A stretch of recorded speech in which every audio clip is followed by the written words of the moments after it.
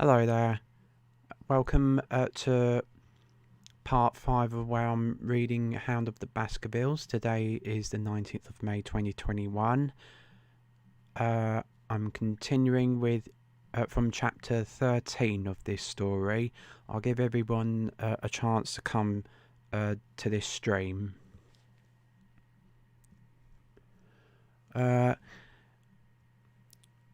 So yeah, how are some of you doing? I know there are 2 viewers at the moment, so I'll give it some more time so everyone can have a chance to turn up.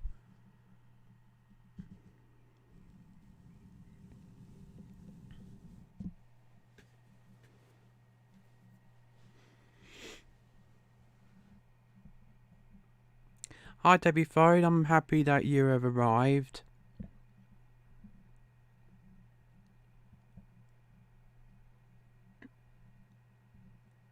How are you as well, by the way, Dill Hole? And how are you, Debbie Fode? I'm happy that you all came.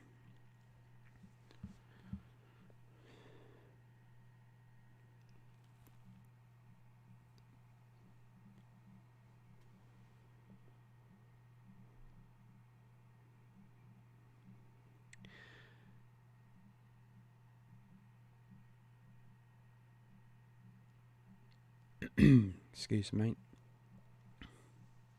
Hi DJ 1983, thank you for coming.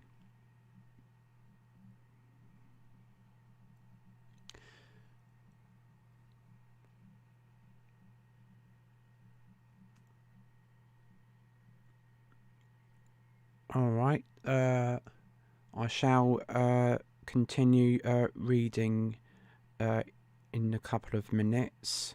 I'll just give everyone the chance to turn up.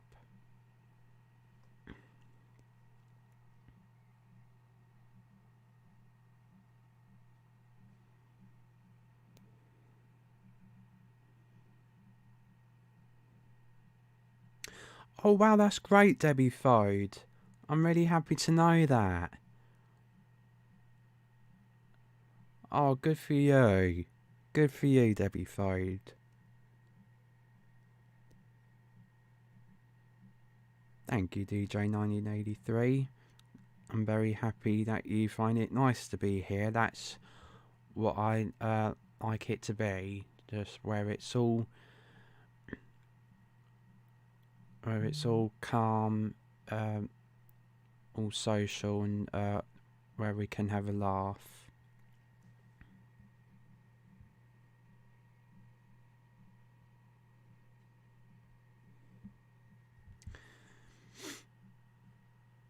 Excuse me again.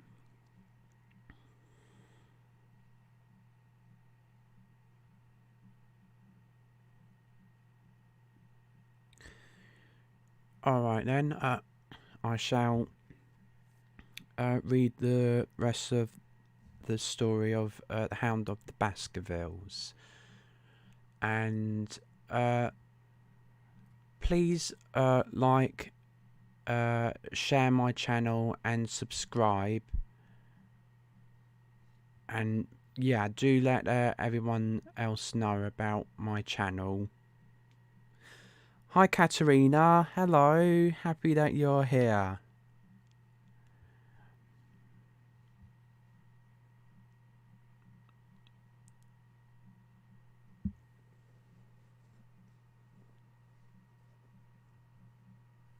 Alright then, I shall continue reading from chapter 13, and I'll play some music. Here we go, everyone.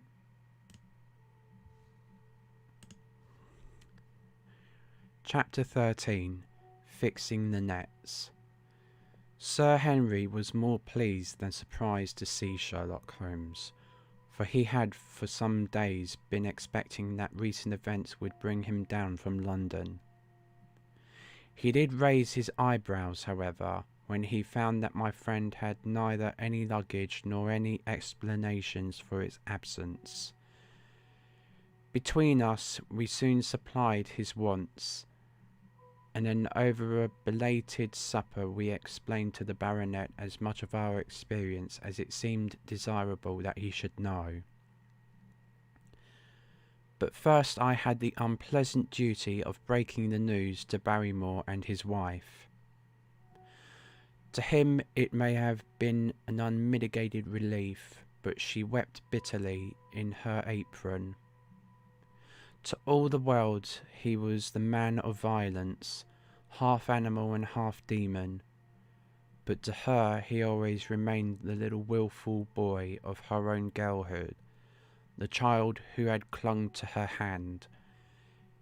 Evil indeed is the man who has not one woman to mourn him. "I've been moping in the house all day since Watson went off in the morning," said the baronet. "I guess I should have some credit, for I have kept my promise. If I hadn't sworn not to go about alone, I might have had a more lively evening, for I had a message from Stapleton asking me over there." "I have no doubt that you would have had a more lively evening," said Holmes dryly. "By the way, I don't suppose you appreciate that we have been mourning over you as having broken your neck?" Sir Henry opened his eyes. "How was that?" "This poor wretch was dressed in your clothes. I fear your servant who gave them to him may get into trouble with the police." "That is unlikely. There was no mark on any of them, as far as I know." "That's lucky for him. In fact, it's lucky for all of you, since you are all on the wrong side of the law in this matter.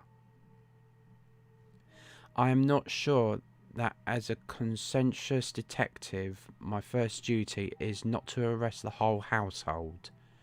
Watson's reports are most incriminating documents." "But how about the case?" asked the baronet. "Have you made anything out of the tangle? I don't know that Watson and I are much the wiser since we came down." "I think that I shall be in a position to make the situation rather more clear to you before long. It has been an exceedingly difficult and most complicated business. There are several points upon which we still want light, but it is coming all the same. We've had one experience, as Watson has no doubt told you. We heard the hound on the moor, so I can swear that it is not all empty superstition. I had something to do with dogs when I was out west, and I know one when I hear one.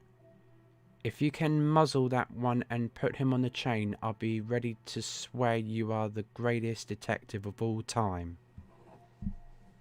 "Hi, Lucas, the perfect being. Welcome. Thank you for coming." "I think I will muzzle him and chain him all right if you will give me your help." "Whatever you tell me to do, I will do." "Very good, and I will ask you to also do it blindly, without always asking the reason. Just as you like. If you will do this, I think the chances are that our little problem will soon be solved. I have no doubt." He stopped suddenly and stared fixedly up over my head into the air. The lamp beat upon his face, and so intent was it and so still that it might have been that of a clear-cut classical statue, a personification of alertness and expectation. "What is it?" we both cried. I could see as he looked down that he was repressing some internal emotion. His features were still composed, but his eyes shone with amused exultation. "Excuse the admiration of a connoisseur," said he as he waved his hand towards the line of portraits which covered the opposite wall. "Watson won't allow that I know anything of art, but that is mere jealousy, because our views upon the subject differ. Now these are a really very fine series of portraits." Well, I'm glad to hear you say so, said Sir Henry, glancing with some surprise at my friend. I don't pretend to know much about these things, and I'd be a better judge of a horse or a steer than of a picture. I didn't know that you found time for such things. I know what is good when I see it, and I see it now. That's a Nella, I'll swear, that lady in the blue silk over yonder, and the stout gentleman with the wig ought to be a Reynolds. They are all family portraits, I presume. Every one. Do you know the names? Barrymore has been coaching me in them, and I think I can say my lessons fairly well. Who is the gentleman with the telescope? That is Rear Admiral Baskerville, who served under Rodney in the West Indies. The man with the blue coat and the roll of paper is Sir William Baskerville, who was chairman of committees of the House of Commons under Pitt. And this cavalier opposite to me, the one with the black velvet and the lace? Ah, you have a right to know about him. That is the cause of all the mischief, the wicked Hugo, who started the Hound of the Baskervilles. We're not likely to forget him. I gazed with interest and some surprise upon the portrait. Dear me, said Holmes. He seems a quiet, meek-mannered man enough, but I dare say that there was a lurking devil in his eyes. I had pictured him as a more robust and refinedly person. There's no doubt about the authenticity, for the name and the date, 1647, are on the back of the canvas.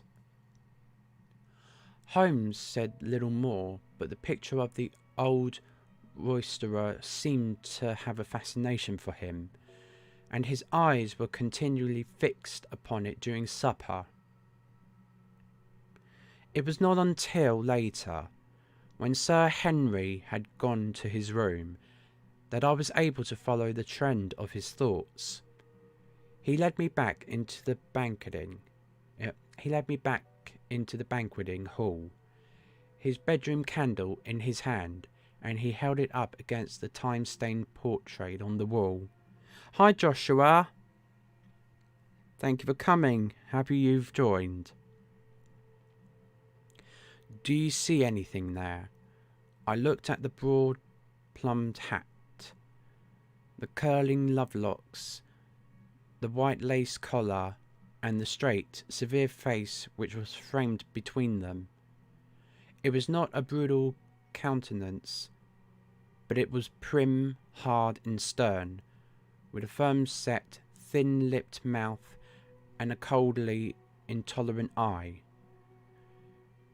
Is it like anyone you know? There is something of Sir Henry about the jaw. Just a suggestion, perhaps. But wait an instant. He stood upon the chair, and holding up the light in his left hand, he curved his right arm over the broad hat and round the long ringlets. Good heavens! I cried in amazement. The face of Stapleton had sprung out of the canvas. Ah, you see it now. My eyes have been trained to examine faces and not their trimmings. It is the first quality of the criminal investigator that he should see through a disguise. But this is marvellous. It might be his portrait. Yes, it is an interesting instance of a throwback which appears to be both physical and spiritual. A study of family portraits is enough to convert a man to the doctrine of reincarnation. Just a moment, I'm just making sure I pronounce that word correctly.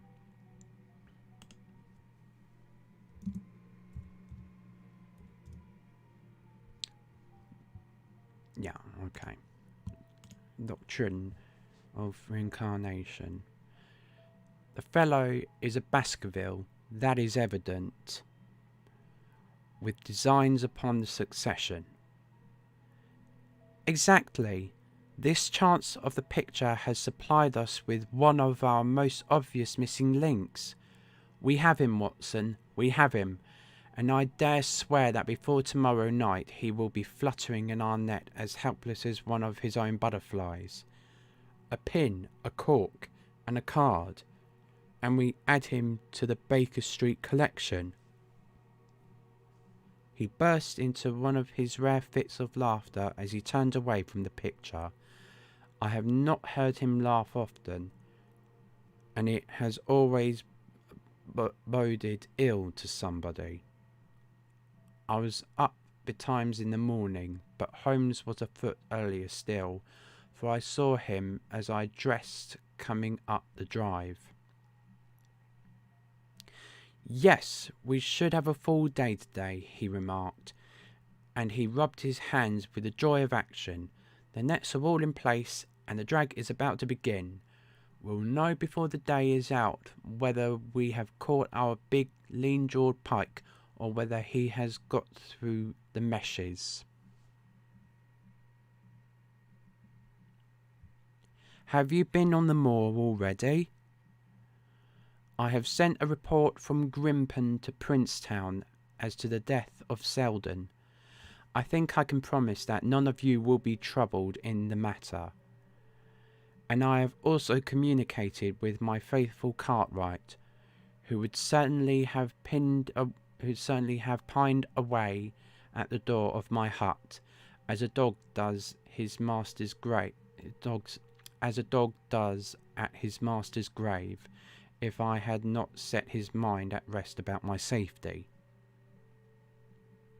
"What is the next move?" "To see Sir Henry. Ah, here he is." "Good morning, Holmes," said the baronet. "You look like a general who is planning a battle with this chief of the staff." "That is the exact situation. Watson was asking for orders, and so do I." "Very good. You are engaged, as I understand, to dine with our friends the Stapletons tonight.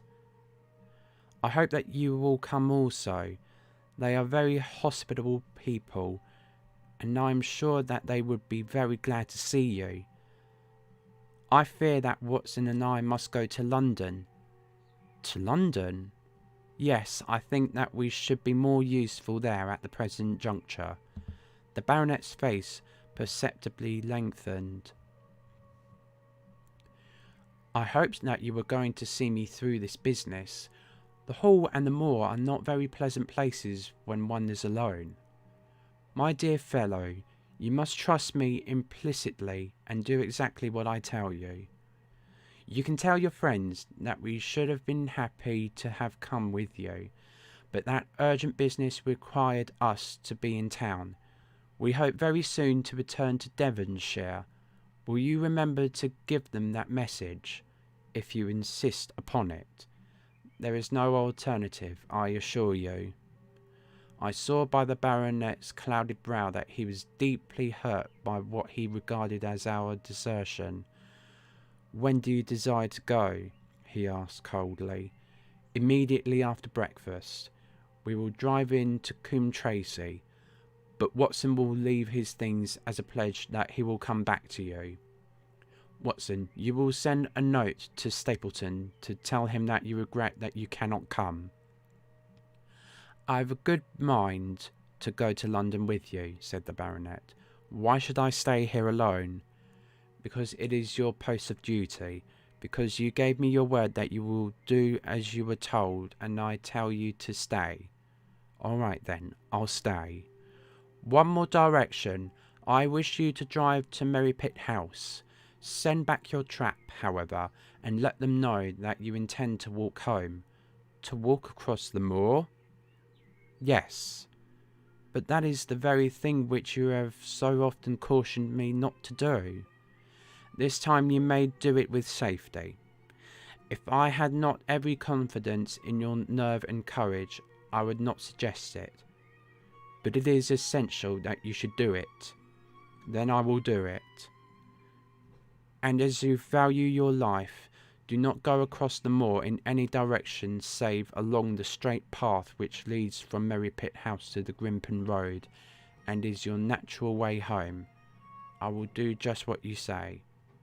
Very good. I should be glad to get away as soon after breakfast as possible, so as to reach London in the afternoon. I was much astounded by this programme, though I remembered that Holmes had said to Stapleton on the night before that his visit would terminate next day. It had not crossed my mind, however, that he would wish me to go with him, nor could I understand how we could both be absent at a moment which he himself declared to be critical. There was nothing for it, however, but implicit obedience. So we bade goodbye to our rueful friend, and a couple of hours afterwards we were at the station of Coombe Tracey, and had dispatched the trap upon its return journey. A small boy was waiting upon the platform. "Any orders, sir?" "You will take this train to town, Cartwright. The moment you arrive you will send a wire to Sir Henry Baskerville in my name, to say that if he finds the pocket-book which I have dropped, he is to send it by registered post to Baker Street." "Yes, sir." "And ask at the station office if there is a message for me." The boy returned with a telegram, which Holmes handed to me. It ran, "Wire received. Coming down with unsigned warrant. Arrive 5:40. Lestrade." That is an answer to mine of this morning. He is the best of the professionals, I think, and we may need his assistance. Now, Watson, I think that we cannot employ our time better than by calling upon your acquaintance, Mrs. Laura Lyons. Just a moment, everyone. I want to make sure I pronounced Lestrade correctly. Lestrade.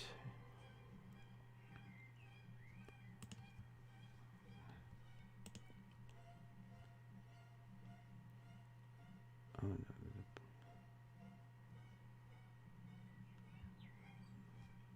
Current version says Lestrade.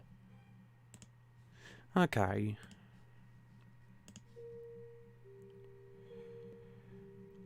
His plan of campaign was beginning to be evident. He would use the baronet in order to convince the Stapletons that we were really gone, while we should actually return at the instant when we were likely to be needed.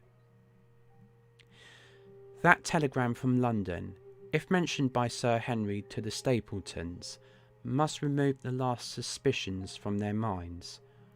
Already I seemed to see our nets drawing closer around that lean-jawed pike. Mrs. Laura Lyons was in her office, and Sherlock Holmes opened his interview with a frankness and directness which considerably amazed her. "I am investigating the circumstances which attended the death of the late Sir Charles Baskerville," said he. "My friend here, Dr. Watson, has informed me of what you have communicated, and also of what you have withheld in connection with that matter." "What have I withheld?" she asked defiantly. "You have confessed that you asked Sir Charles to be at the gate at 10 o'clock. We know that that was the place and hour of his death. You have withheld what the connection is between these events." "There is no connection." "In that case the coincidence must indeed be an extraordinary one. But I think that we shall succeed in establishing a connection after all. I wish to be perfectly frank with you, Mrs. Lyons. We regard this case as one of murder, and the evidence may implicate not only your friend, Mr. Stapleton, but his wife as well." The lady sprang from her chair. "His wife?" she cried. "The fact is no longer a secret. The person who has passed for his sister is really his wife." Mrs. Lyons had resumed her seat. Her hands were grasping the arms of her chair, and I saw that the pink nails had turned white with the pressure of her grip. "His wife!" she said again. His wife! He is not a married man. Sherlock Holmes shrugged his shoulders. Prove it to me. Prove it to me.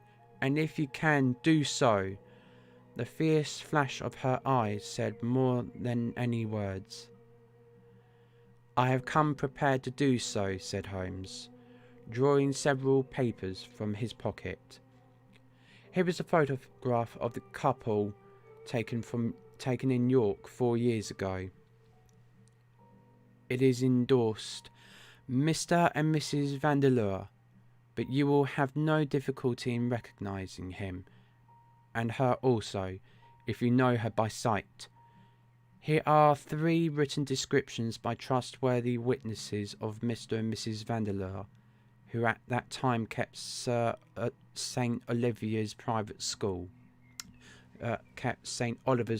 school. Read them and see if you can doubt the identity of these people. She glanced at them and then looked up at us with the set, rigid face of a desperate woman. Mr. Holmes, she said, this man had offered me marriage on condition that I could get a divorce from my husband. He has lied to me, the villain, in every conceivable way. Not one word of truth has he ever told me. And why? Why? I imagined that all was for my own sake. But now I see that I was never anything but a tool in his hands. Why should I preserve faith with him who never kept away with me? Why should I try to shield him from the consequences of his own wicked acts? Ask me what you like, and there is nothing which I shall hold back. One thing I swear to you, and that is that when I wrote the letter I never dreamed of any harm to the old gentleman who had been my kindest friend. Hi, Dr. Fowl. I'm proper well British, innit, bruv?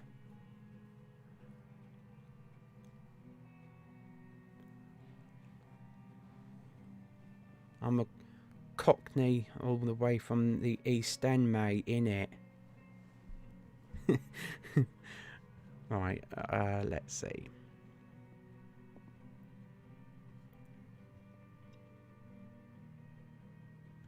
I entirely believe you, madam, said Sherlock Holmes. The recital of these events must be very painful to you, and perhaps it will make it easier if I tell you what occurred, and you can check me if I make any material mistake. The sending of this letter was suggested to you by Stapleton. He dictated it. I presume that the reason he gave was that you would receive help from Sir Charles for the legal expenses connected with your divorce. Exactly. And then after you had sent the letter, he dissuaded you from keeping the appointment. He told me that it would hurt his self-respect that any other man should find the money for such an object, and that, though he was a poor man himself, he would devote his last penny to removing the obstacles which divided us. He appears to be a very consistent character. And then you heard nothing until you read the reports of the death in the paper? No. And he made you swear to say nothing about your appointment with Sir Charles? He did. He said that the death was a very mysterious one, and that I should certainly be suspected if the facts came out. He frightened me into remaining silent. Quite so, but you had your suspicions? She hesitated and looked down. I knew him, she said, but if he had kept faith with me, I should always have done so with him. I think that on the whole you have had a fortunate escape, said Sherlock Holmes. You have had him in your power and he knew it, and yet you are alive. You have been walking for some months very near to the edge of a precipice. My goodness, these fancy words.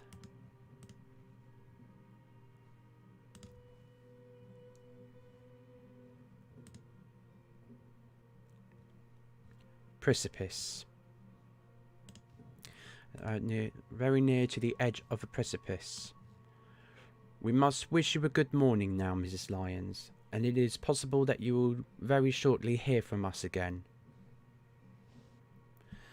Hi there, Ben King. Happy that you have joined as well.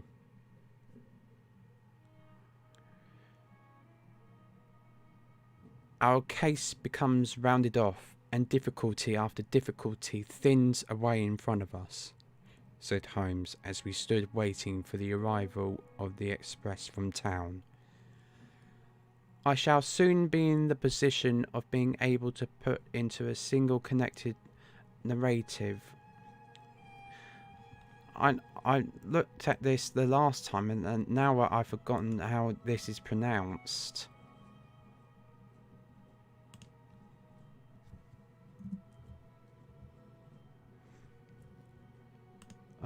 Our English narrative. Okay, I was wrong there at first. To put into a single connected narrative one of the most singular and sensational crimes of modern times. Students of criminology will remember the analogous incidents in Godno, in Little Russia, in the year 66, and of course there are the Anderson murders in North Carolina. But this case possesses some features which are entirely its own. Even now we have no clear case against this very wily man. But I shall be very much surprised if it is not clear enough before we go to bed this night. The London Express came roaring into the station, and a small wiry bulldog of a man had sprung from a first-class carriage. We all three shook hands, and I saw at once from the reverential way in which Lestrade gazed at my companion that he had learned a good deal since the days when they had first worked together. I could well remember the scorn with the theories of the reasoner used then to excite in the practical man. Anything good? He asked. The biggest thing for years, said Holmes. We have 2 hours before we need think of starting. I think we might employ it in getting some dinner, and then, Lestrade, we will take the London fog out of your throat by giving you a breath of the pure night air of Dartmoor. Never been there? Ah, well, I don't suppose you will forget your first visit. Hi, Shaka Cat.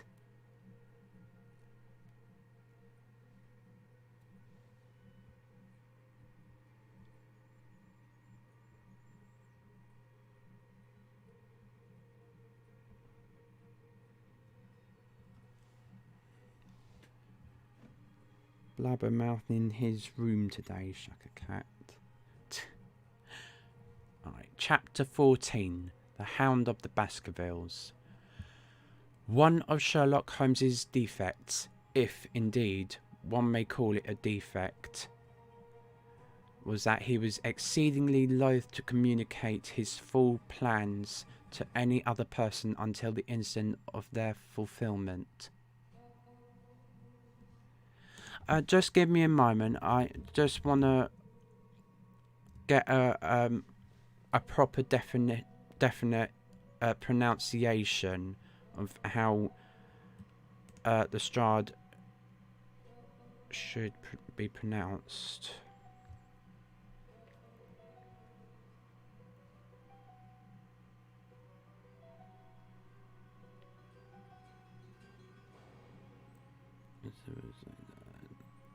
Okay.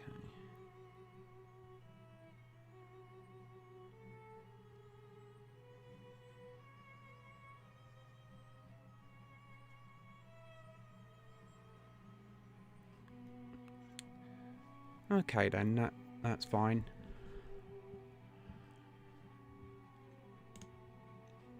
Okay, I'll keep that as it is. Hello, Bogart fan. Cheers to you as well. Happy that you have joined.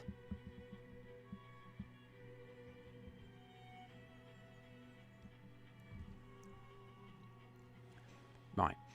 Partly it came, no doubt, from his own masterful nature, which loved to dominate and surprise those who were around him. Partly also from his professional caution, which urged him never to take any chances. The result, however, was very trying for those who were acting as his agents and assistants. I had often suffered under it, but never more so than during that long drive in the darkness. The great ordeal was in front of us. At last we were about to make our final effort, and yet Holmes had said nothing, and I could only surmise what his course of action would be. My nerves thrilled with anticipation when at last the cold wind upon our faces and the dark, void spaces on either side of the narrow road told me that we were back upon the moor once again. Every stride of the horses and every turn of the wheels was taking us nearer to our supreme adventure.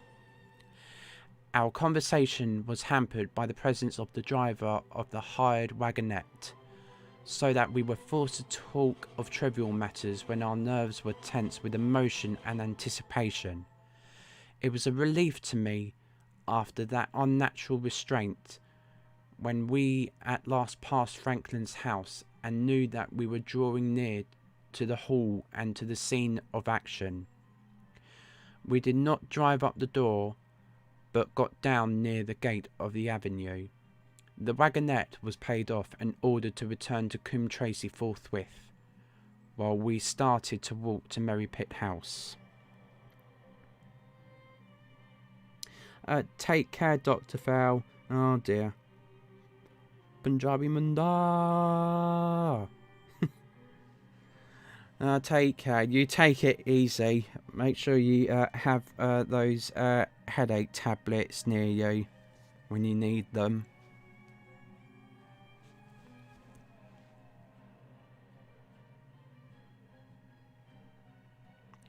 Dr. Fell.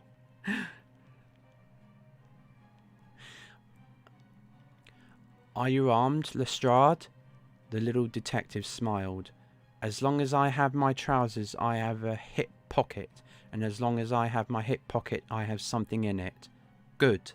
My friend and I are also ready for emergencies. You're mighty close about this affair, Mr. Holmes. What's the game now?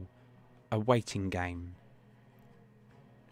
My word, it does not seem a very cheerful place, said the detective with a shiver, glancing around him at the gloomy slopes of the hill and at the huge lake of fog which lay over the Grimpen Mire. I see the lights of a house ahead of us. That is Merrypit House and the end of our journey. I must request you to walk on tiptoe and not talk above a whisper. We moved cautiously along the tracks as if we were bound for the house, but Holmes halted us when we were about 200 yards from it. This will do, said he. These rocks upon the right make an admirable screen. We are to wait here? Yes, we shall make our little ambush here. Get into this hollow, Lestrade. You have been inside the house, have you not, Watson? Can you tell the position of the rooms? What are those latticed windows at this end? I think they are the kitchen windows. And the one beyond, which shines so brightly, that is certainly the dining room. The blinds are up. You know the lie of the land best. Creep forward quietly and see what they are doing. But for heaven's sake, don't let them know that they are watched. I tiptoed down the path and stooped behind the low wall which surrounded the stunted orchard. Orchard, yeah. Sorry, I was thinking orchid, but this is orchard. Creeping in its shadow, I reached a point whence I could look straight through the uncurtained window. There were only two men in the room, Sir Henry and Stapleton. They sat with their profiles towards me on either side of the round table. Both of them were smoking cigars, and coffee and wine were in front of them. Stapleton was talking with animation, but the baronet looked pale and distrait. Perhaps the thought of that lonely walk across the ill-omened moor was weighing heavily upon his mind. As I watched them, Stapleton rose and left the room, while Sir Henry filled his glass again and leaned back in his chair, puffing at his cigar. Hi, Riyadul Islam. Are you referring to me, that you don't understand what I'm saying?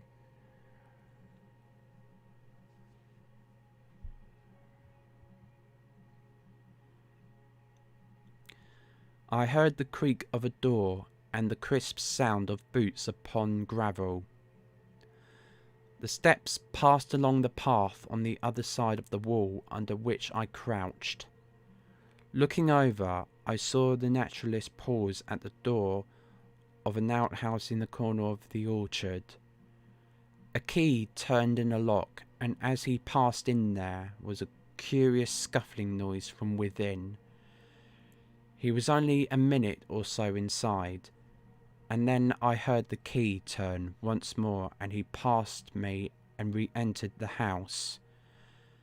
I saw him rejoin his guest, and I crept quietly back to where my companions were waiting to tell them what I had seen. You say, Watson, that the lady is not there? Holmes asked when I had finished my report. No. Where can she be then, since there is no light in any other room except the kitchen? I cannot think where she is. I have said that over the great Grimpen Mire there hung a dense white fog. It was drifting slowly in our direction and banked itself up like a wall on that side of us, low but thick and well defined. The moon shone on it, and it looked like a great shimmering ice field, with the heads of the distant tors as rocks borne upon its surface. Holmes's face was turned towards it, and he muttered impatiently as he watched its sluggish drift. It's moving towards us, Watson. Is that serious?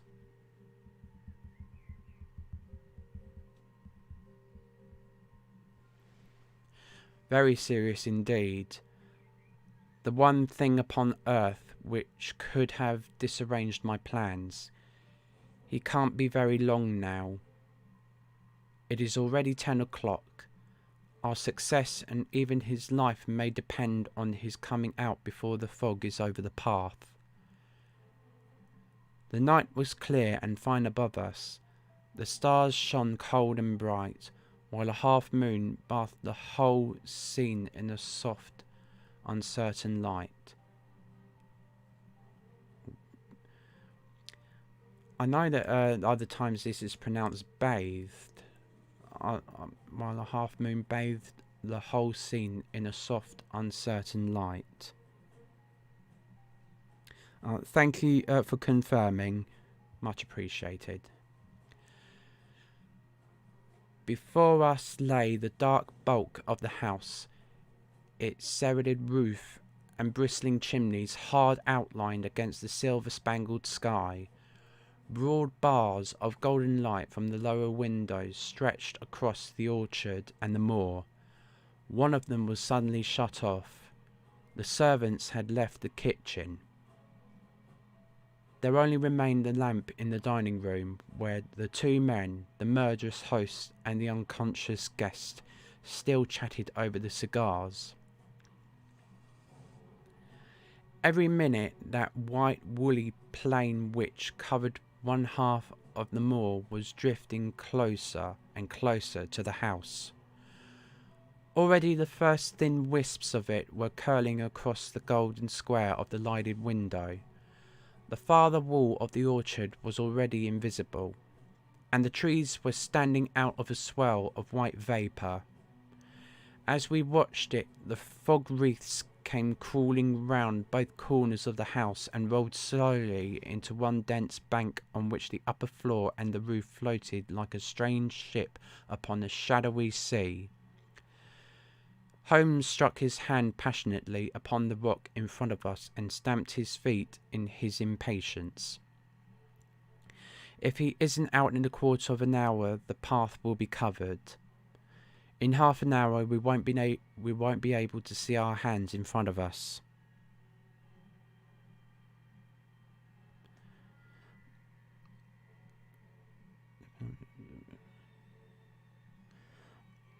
Oh, that's fine. Thank you very much, Dillhole.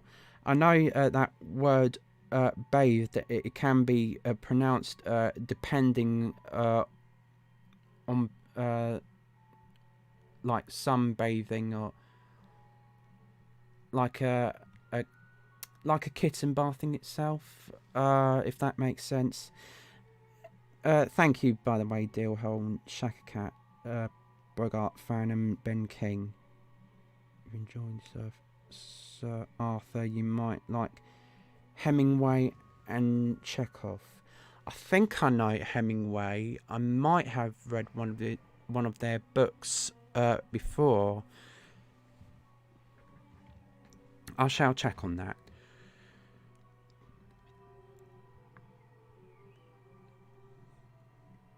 Shall we move farther back upon higher ground? Yes, I think it would be as well. So as the fog bank flowed onward, we fell back before it until we were half a mile from the house. And still that dense white sea, with the moon silvering its upper edge, swept slowly and inexorably on. "We are going too far," said Holmes. "We dare not take the chance of his being overtaken before he can reach us. At all costs we must hold our ground where we are." He dropped on his knees and clapped his ear to the ground. "Thank God, I think that I hear him coming." A sound of quick steps broke the silence of the moor. Crouching among the stones, we stared intently at the silver-tipped bank in front of us. "Thank you, Ben King. Much appreciated." The steps grew louder, and through the fog, as through a curtain, there stepped the man whom we were awaiting. He looked round him in surprise as he emerged into the clear, starlit night. Then he came swiftly along the path, passed close to where we lay, and we went on up the long slope behind us. As he walked, the glance continually over either shoulder, like a man who is ill at ease. "Hist!" cried Holmes, and I heard the sharp click of a cocking pistol. "Look out! It's coming!"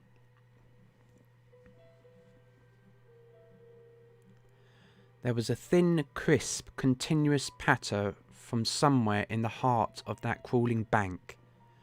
The cloud was within 50 yards of where we lay, and we glared at it, all three, uncertain what horror was about to break from the heart of it.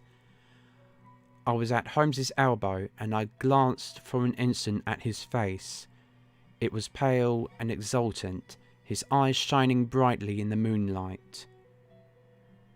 But suddenly they started forward in a rigid, fixed stare, and his lips parted in amazement. At the same instant, Lestrade gave a yell of terror and threw himself face downward upon the ground. I sprang to my feet, my inert hand grasping my pistol, my mind paralysed by the dreadful shape which had sprung out upon us from the shadows of the fog. A hound it was, an enormous coal-black hound, but not such a hound as mortal eyes have ever seen. Fire burst from its open mouth. Its eyes glowed with a smouldering glare.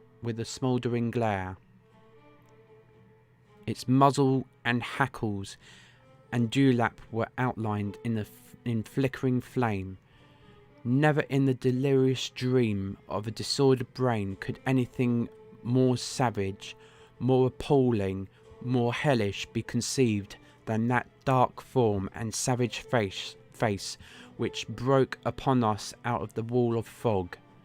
With long bounds the huge black creature was leaping down the track, following hard upon the footsteps of our friend. So paralysed were we by the apparition that we allowed him to pass before we had recovered our nerve. Then Holmes and I both fired together, and the creature gave a hideous howl, which showed that one at least had hit him. He did not pause, however, but bounded onward. Far away on the path we saw Sir Henry looking back, his face white in the moonlight, his hands raised in horror, glaring helplessly at the frightful thing which was hunting him down. But that cry of pain from the hound had blown all our fears to the winds. If he was vulnerable, he was mortal, and if we could wound him, we could kill him. Never have I seen a man run as Holmes ran that night. I am reckoned fleet of foot, but he outpaced me as much as I outpaced the little professional. In front of us, as we flew up the track, we heard scream after scream from Sir Henry and the deep roar of the hound. I was in time to see the beast spring upon its victim, hurl him to the ground and worry at his throat. But the next instant Holmes had emptied 5 barrels of his revolver into the creature's flank. With a last howl of agony and a vicious snap in the air, it rolled upon its back, 4 feet pouring furiously, and then fell limp upon its side. I stooped, panting, and pressed my pistol to the dreadful shimmering head. But it was useless to press the trigger. The giant hound was dead. Sir Henry lay insensible where he had fallen. We tore away his collar, and Holmes breathed a prayer of gratitude when we saw that there was no sign of a wound and that the rescue had been in time. Already our friend's eyelids shivered, and he made a feeble effort to move. Lestrade thrust his brandy flask between the baronet's teeth, and 2 frightened eyes were looking up at us. "My God," he whispered. "What was it? What in heaven's name was it?" "It's dead, whatever it is," said Holmes. "We've laid the family ghost once and forever." In mere size and strength, it was a terrible creature which was lying stretched before us. It was not a pure bloodhound, but it was not a pure mastiff. But it appeared to be a combination of the two, gaunt, savage, and as large as a small lioness.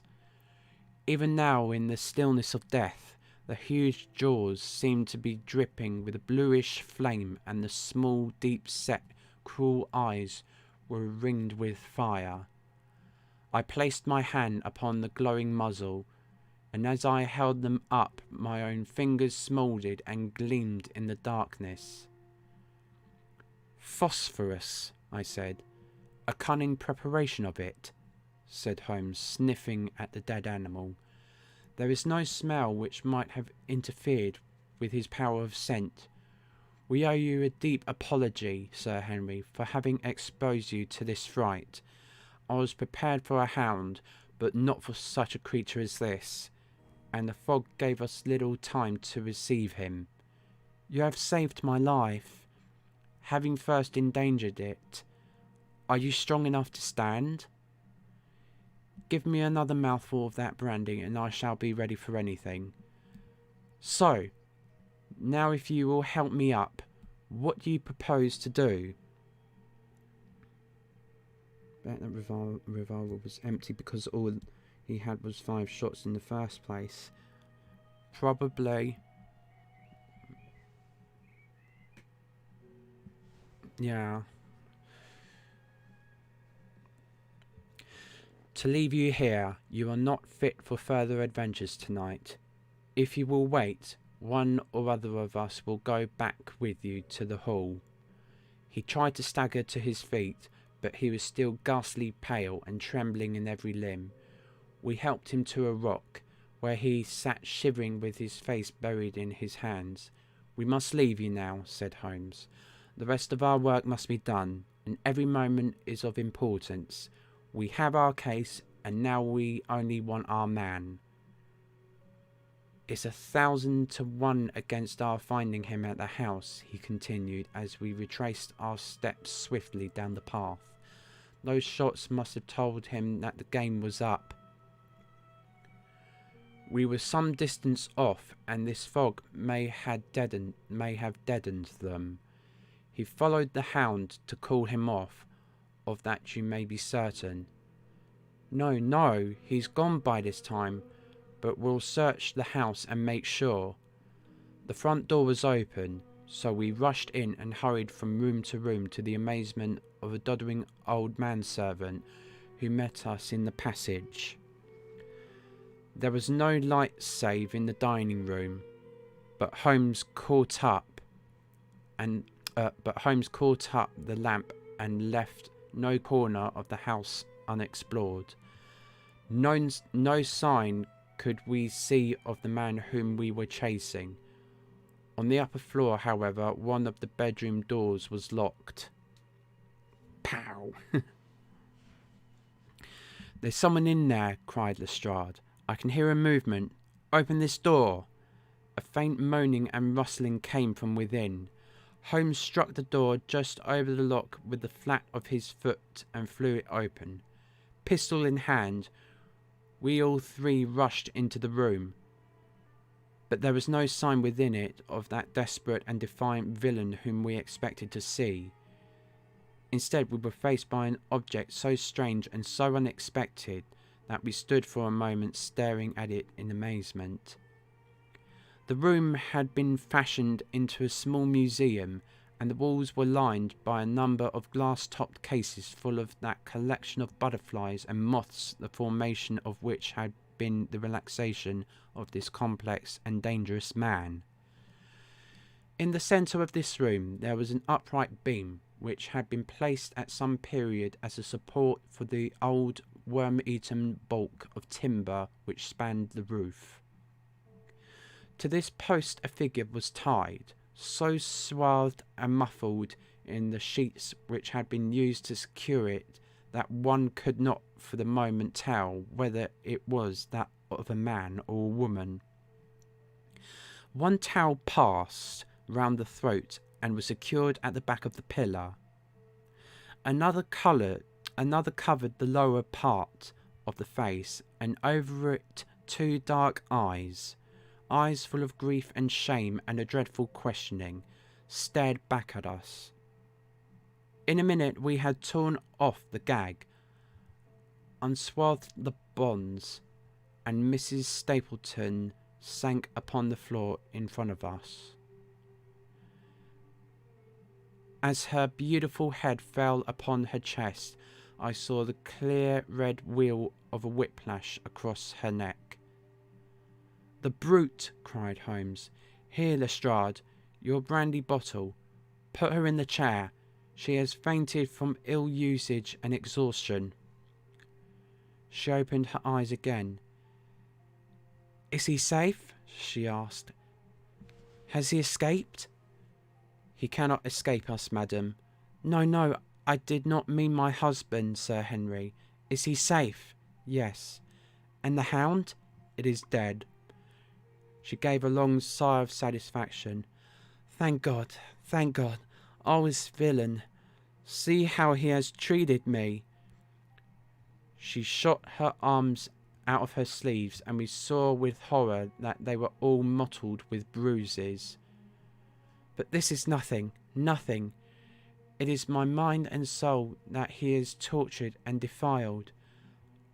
I could endure it all, ill usage, solitude, a life of deception, everything, as long as I could still cling to the hope that I had his love. But now I know that in this also I have been his dupe and his tool.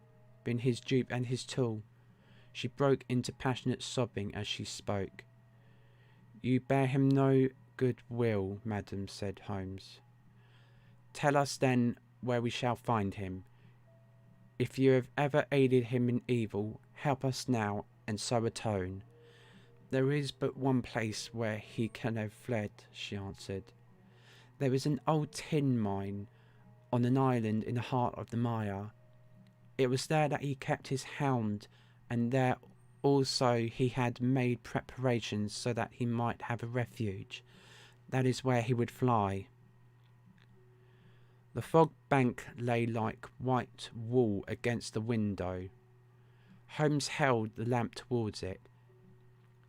See, said he, no one could find his way into the Grimpen mire tonight. She laughed and clapped her hands. Her eyes and teeth gleamed with fierce merriment. He may find his way in, but never out, she cried. How can he see the guiding wands tonight? We planted them together, he and I, to mark the pathway through the mire. Oh, if I could only have plucked them out today. Then indeed you would have had him at your mercy. It was evident to us that all pursuit was in vain until the fog had lifted. Meanwhile, we left Lestrade in possession of the house while Holmes and I went back with the baronet to Baskerville Hall. The story of the Stapletons could no longer be withheld from him, but he took the blow bravely when he learned the truth about the woman whom he had loved. But the shock of the night's adventures had shattered his nerves, and before morning he lay delirious in a high fever under the care of Dr. Mortimer. The two of them were destined to travel together round the world before Sir Henry had become once more the hale, hearty man that he had been before he became master of that ill-omened estate. And now I come rapidly to the conclusion of this singular narrative in which I have tried to make the reader share those dark fears and vague surmises which coloured our lives so long and ended in so tragic a manner. On the morning after the death of the hound, the fog had lifted, and we were guided by Mrs. Stapleton to the point where they had found a pathway through the bog. It helped us to realise the horror of this woman's life when we saw the eagerness and joy with which she laid us on her husband's track. We left her standing upon the thin peninsula of firm, peaty soil which tapered out into the widespread bog. From the end of it a small wand planted here and there showed where the path zigzagged from tuft to tuft of rushes among the green scummed pits and foul quagmires which barred the way to the stranger. Rank reeds and lush, slimy water plants sent an odour of decay and a heavy miasmatic vapour into our faces, while a false step plunged us more than once thigh deep into the dark, quivering mire, which shook for yards in soft undulations around our feet. Its tenacious grip plucked at our heels as we walked, and when we sank into it, it was as if some malignant hand was tugging us down into those obscene depths. So grim and purposeful was the clutch in which it held us.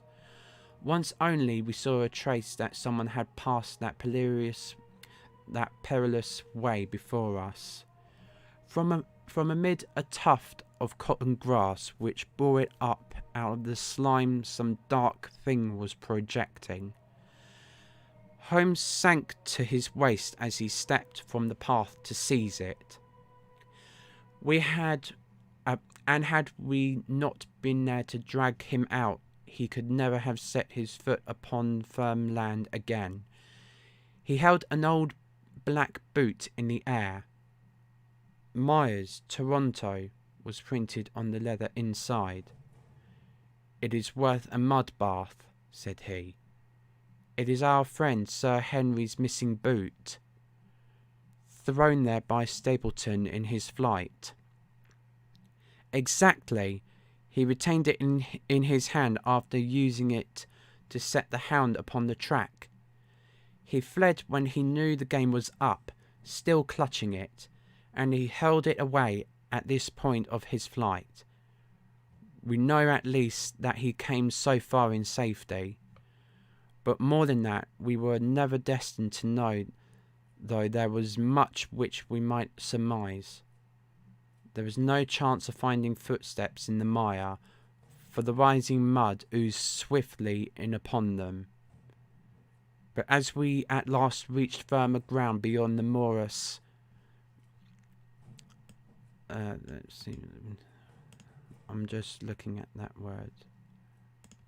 The morass. The morass.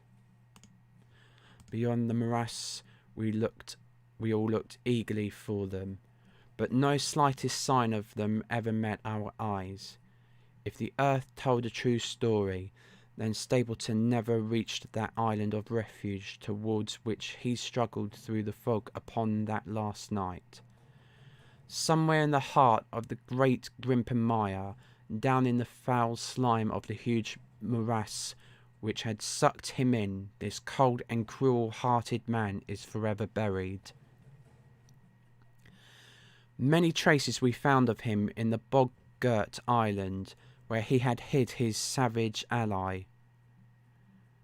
A huge driving wheel and a shaft half filled with rubbish showed the position of an abandoned mine.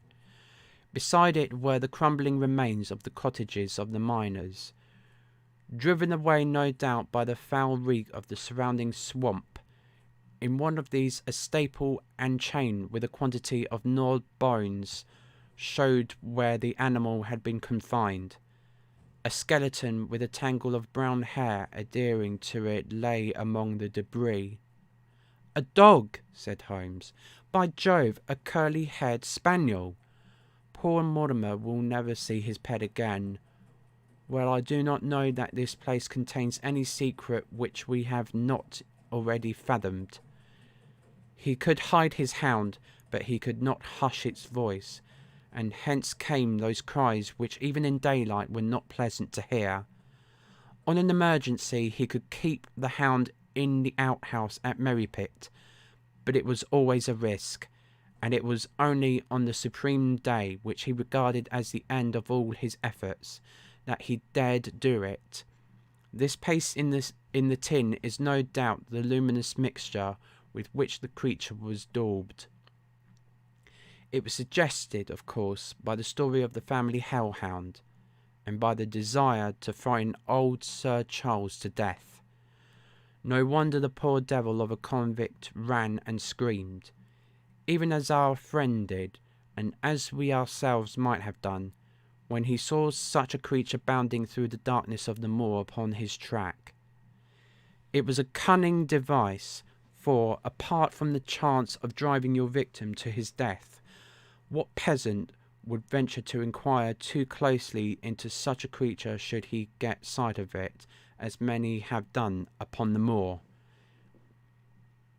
I said it in London, Watson, and I say it again now, that never yet have we helped to hunt down a more dangerous man than he who is lying yonder.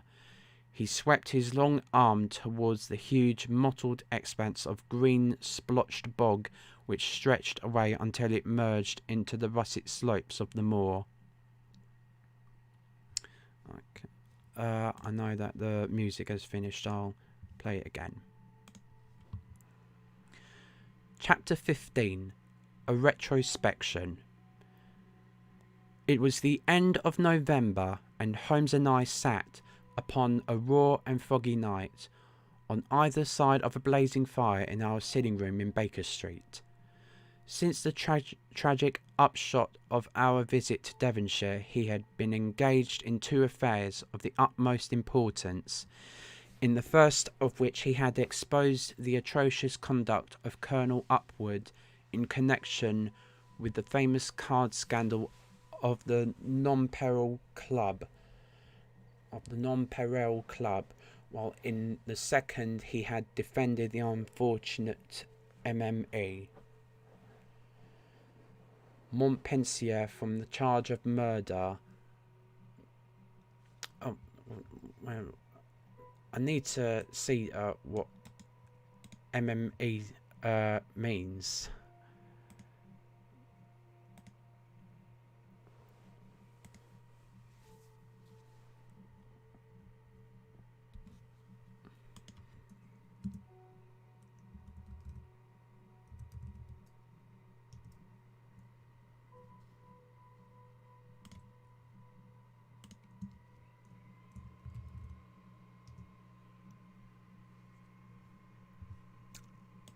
Oh, okay.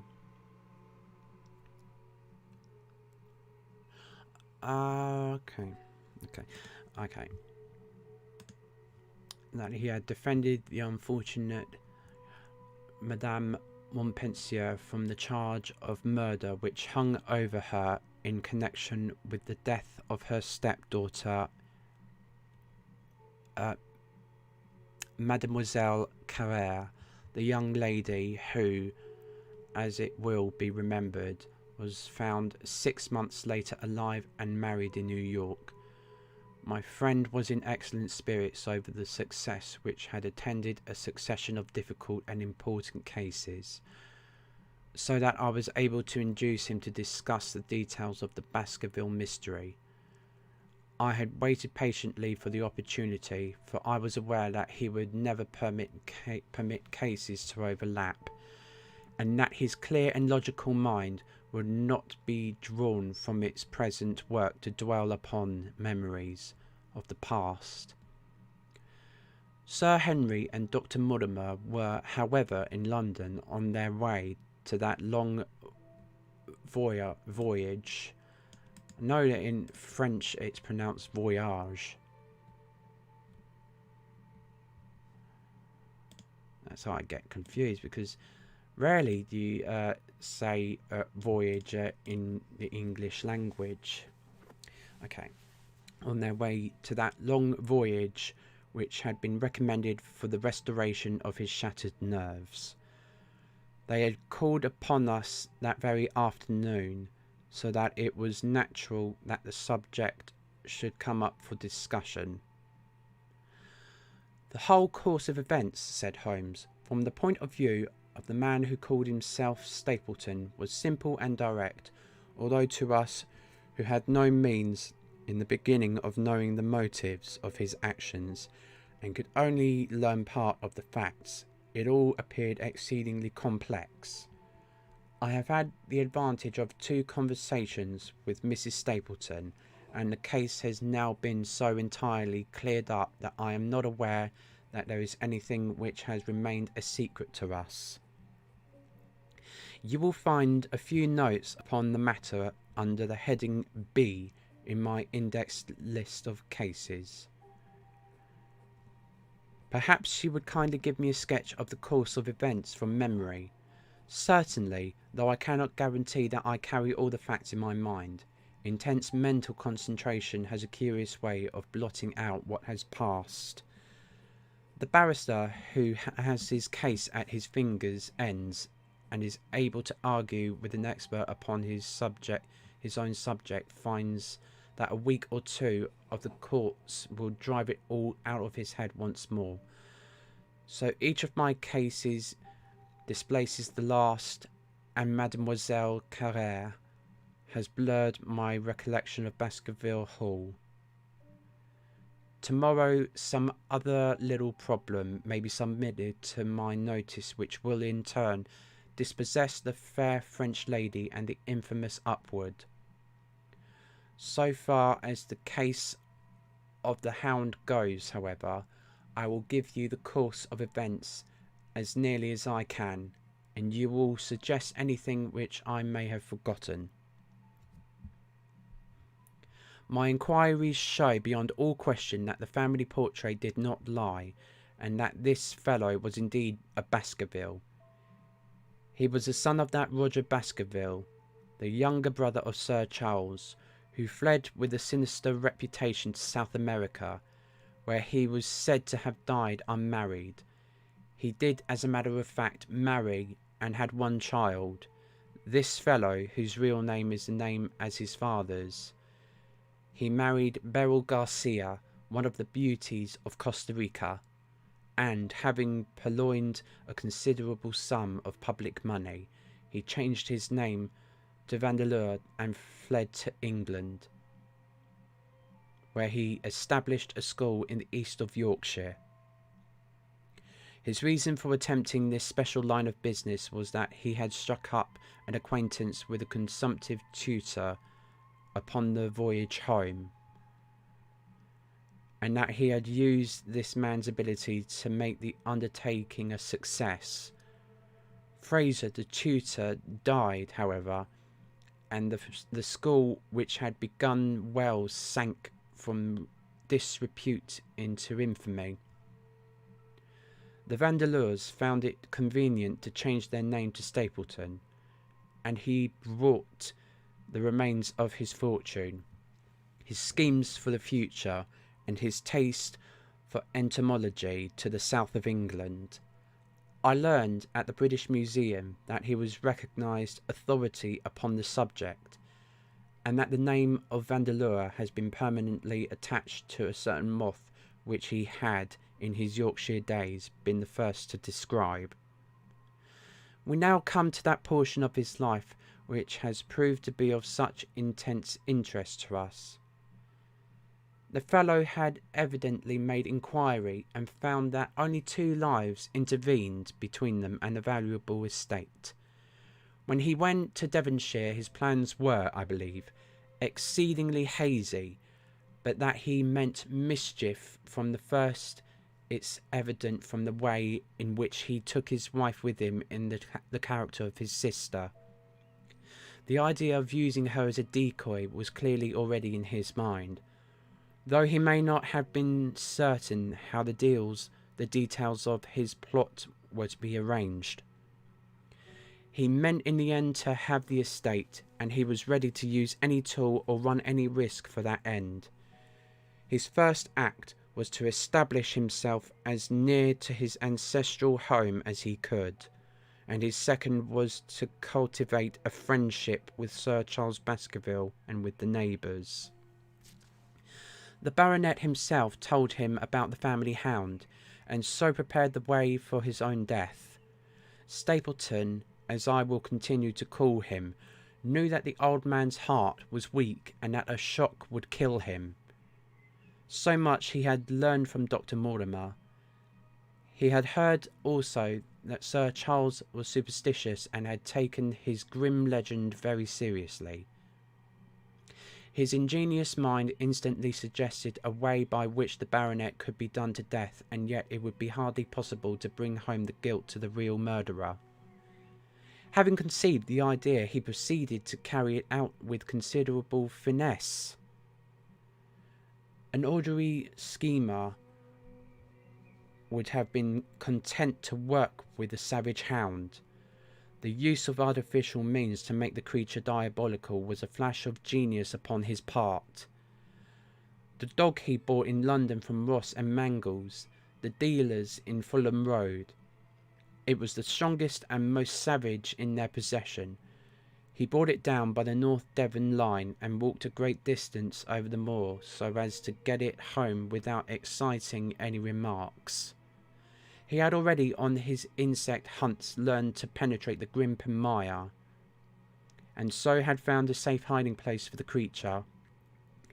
Here he kennelled it and waited his chance. But it was some time consuming. Just a moment, everyone.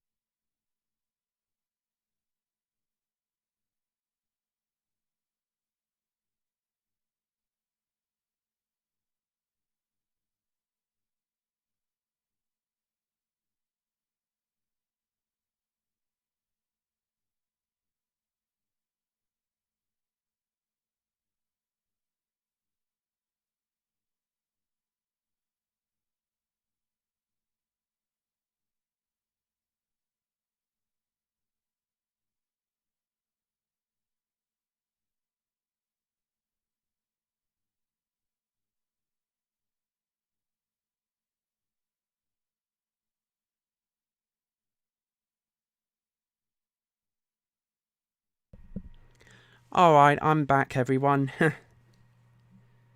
Mum's rule, I got one myself. And that's fine, Dillhole. You do what you would like to do. That's absolutely fine. That's the trouble when you have many different people that you subscribe to and that they can come on at the same time. Alright, let's continue. But it was time coming. The old gentleman could not be decoyed outside of his grounds at night. Several times Stapleton lurked about with his hound, but without avail. It was during these fruitless quests that he, or rather his ally, was seen by peasants, and that the legend of the demon dog received a new confirmation. He had hoped that his wife might lure Sir Charles to his ruin, but there she proved unexpectedly independent. She would not endeavour to entangle the old gentleman in a sentimental attachment which might deliver him over to his enemy. Threats and even, I am sorry to say, blows refused to move her. She would have nothing to do with it, and for a time Stapleton was at a deadlock. Very awkward.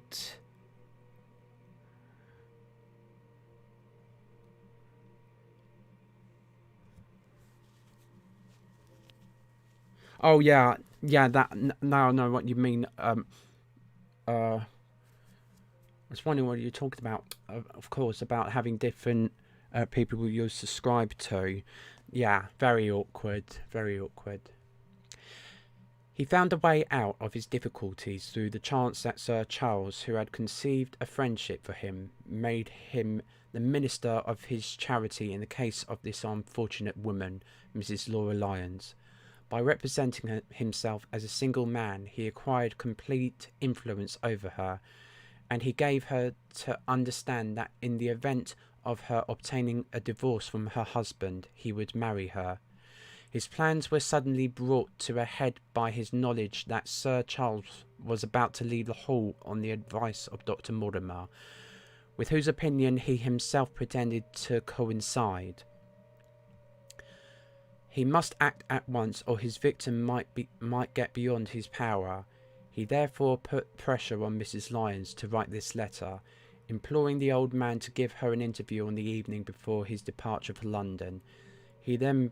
Oh, just a moment.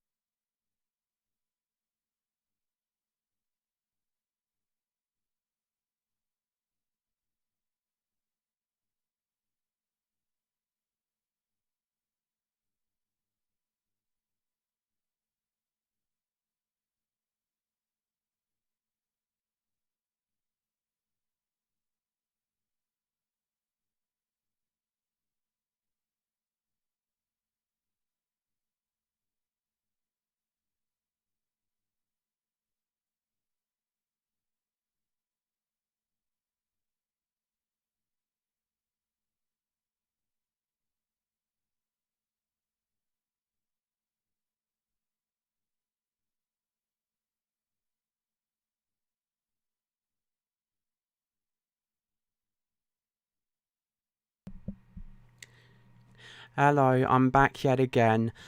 Hi, Exploring Ginger. I was on the phone with my mum again. Yeah, she called me the second time. I'm sorry to say, everyone, I have to cut this short now because we're planning to go out just to have a little something to eat. Just gonna get a little ice cream just because my throat is now hurting because of where I have now this viral infection that has come on from last night.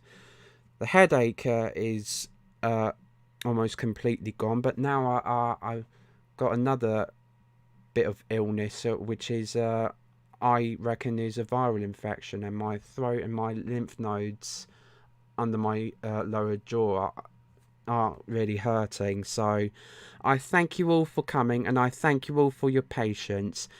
I will remember where I have last left off for next time. So please like, share my channel to everyone, and subscribe, and click the notification button. That way you will be notified of my next videos or streams. And if you wish to support my channel, my link is in the description.